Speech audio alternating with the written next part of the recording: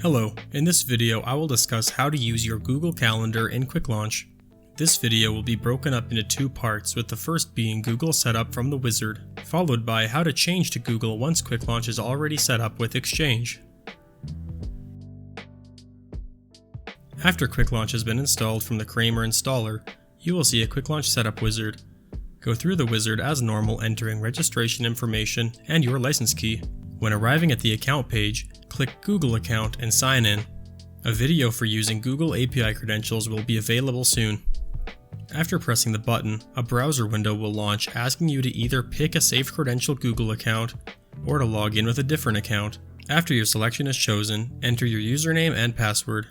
Then grant access to Quicklaunch. Once verified, you may close this window and continue through the setup wizard. After Quicklaunch loads, your Google Calendar will be displayed within Quicklaunch.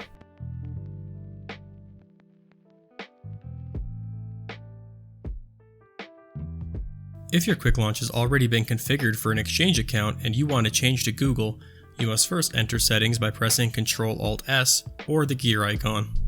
Once in settings, go to the Account Settings group and select Change Account Type from the right-hand options menu. Continue through the license page and then choose Google Calendar. Press Sign In and either choose an account or enter new credentials. For more information about Google Calendar in Quicklaunch, see the FAQ at the top of this video's description. To always stay up to date with Quicklaunch, visit our website at www.ucworkspace.com/quicklaunch.